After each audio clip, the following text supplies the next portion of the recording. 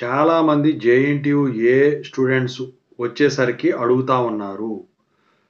So, ఏంటంటే ఈ important questions చేయమని జెప్పేసి. జనరల్‌గా ఇంపార్టెంట్ క్వెషన్స్ ఎందుకు జేయమంటారు? దాంతో పాటు టిప్స్ వీడియోస్ కూడా చేయమని జెప్పేసి అడుగుతా ఉంటారు. సో, నేను లాక్‌డౌన్ టైం నుంచి నడుపుతా ఉన్నాను. అప్పటినుంచి గూడా ఈ tips videos, important topics, important questions maintain చేసేవాడిని. సో, దాన్ని ఫాలో అవుతూ చాలామంది కూడా పాస్ అయ్యేవాళ్ళు. సో, అసలు ఎందుకు అడుగుతారు?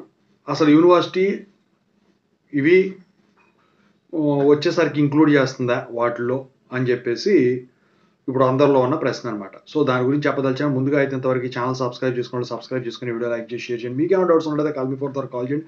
తెలుగు ఇంజినియరింగ్ ఎడ్యుకేషన్ టెలిగ్రామ్ ఛానల్లో జాయిన్ అవ్వండి. ఈ వీడియోకి ఒక హైప్ ఇవ్వండి. ఇక జేఎన్‌టీయూ ఏది వచ్చేసరికి ఇంతకుముందు 2122 ఈసీ వాళ్ళది ఈ ఇంపార్టెంట్ క్వెషన్స్ వీడియో పెట్టాను. టిప్స్ వీడియోను ట్రిపుల్ ఈసీ వాళ్ళు పెట్టారు. ఇప్పుడు థర్డ్ ఇయర్ R23 కూడా నేను త్వరలో అంటే ఇవాళ నుంచి కానీ రేపు నుంచి కానీ స్టార్ట్ చేసేస్తాను ఇంపార్టెంట్ క్వెషన్స్. అయితే దానికన్నా ముందు ఇంపార్టెంట్ క్వెషన్స్ ఎందుకు అంటే ఇప్పుడు ఇంతకుముందు ఎలా ఉండేదంటే సో వీళ్ళు కొన్ని క్వెషన్లన్నీ తయారు చేసేసేసి ఒక 200 క్వెషన్లు అనుకోండి తయారు చేసేసి సబ్జెక్ట్ వైజ్గా అందులో పెట్టేసి జావా ప్రోగ్రామ్ వేసి క్వెషన్స్ తీసి హాఫ్ అన్ అవర్ ముందో 1 అవర్ ముందో వీళ్ళు క్వశ్చన్ పేపర్ ప్రింట్అవుట్ తీసి కాలేజీలో పంపించేవాళ్ళు అఫిలియేటెడ్లో. ఇప్పుడు అటానమస్లో వచ్చినాయి కదా, అటానమస్లో వచ్చేసరికి వీళ్ళు బయట కాలేజీలు మూడింటికి అప్పచెప్తా ఉన్నారు. అంటే మీకు తెలియదు అది ఏ కాలేజీ పంపిస్తారని.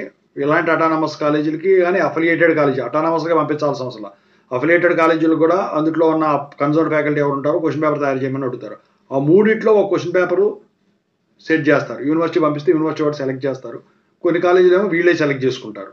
సో దాని ప్రకారం ఇప్పుడు జరుగుతుంది. కానీ అఫిలియేటెడ్ కాలేజెస్కి వచ్చేసరికి ఎలా జరుగుతుందంటే అఫిలియేటెడ్ కాలేజీ ఆల్రెడీ ప్రొఫెసర్స్ ఇచ్చిన క్వశ్చన్స్ని అట్లా ఉంచేసి జావా ప్రోగ్రామ్ వేసి ర్యాండమ్గా తీస్తారు. అలా చేసినప్పుడు కానీ లేకపోతే ఇలా ప్రొఫెసర్స్ తయారు చేసినప్పుడు కానీ ఏమవుతుందంటే వాళ్ళు ఈ సిలబస్ దగ్గర పెట్టుకుంటారు. బాగా ఎక్స్పీరియన్స్ వాళ్ళు అయితే వాళ్ళ క్వశ్చన్ ఏంటో తెలిసిపోతుంది కదా, అదే ఇస్తారు.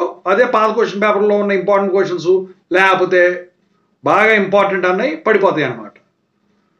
సో అదే కొత్త ప్రొఫెసర్స్ కొంతమంది సిలబస్లు పాత క్వశ్చన్స్ ఇవన్నీ చూసుకునే వాళ్ళు అయితే దాని ప్రకారం తయారు చేస్తారు. అయితే జనరల్గా జరిగేది ఏంటంటే ఇంపార్టెంట్ క్వశ్చన్స్ ఎక్కువ శాతం దింపుతారు. ఎందుకంటే స్టూడెంట్కి ఇవాళ రోజున ఈజీ అయిపోతుంది. ఎందుకంటే కాలేజీలు పెరిగిపోయినాయి, అడ్మిషన్లు కూడా ఇప్పుడు కాంపిటీషన్ కూడా ఎక్కువైపోయింది. పాసు అవ్వాలి అంటే ఇంజనీరింగ్కి వాల్యూ పెరగాలి అంటే ఇలాగే చేయాలి కాబట్టి సో ఇంపార్టెంట్ క్వశ్చన్స్ రిపీట్ అవుతాయి కాబట్టి వీళ్ళు అడుగుతున్నారు. చాలామంది మధ్యలో ఒకసారి ఇంపార్టెంట్ క్వశ్చన్స్ రిపీట్ అవ్వాలి. అయితే ఆ తర్వాత మళ్ళీ పాత క్వశ్చన్ పేపర్స్ నుంచో లేకపోతే ఇంపార్టెంట్ క్వశ్చన్స్ పాత క్వశ్చన్ పేపర్లోనే ఉండాలని లేవు. So important topics important questions అయితే పడిపోతాయి అన్నమాట. సో అలా జరుగుతూ ఉంది. రిపీటిష్ అయితే ఉంటున్నాయి క్వశ్చన్స్లో. ఇది ఇక ఇంపార్టెంట్ క్వశ్చన్స్ చేస్తానండి. ఈసీ వాళ్ళతో మొదలెడతాను. ఇది జేఎన్‌టీయూ వాళ్ళది అయిపోయింది కాబట్టి జేఎన్‌టీయూ కూడా. Thank you so much.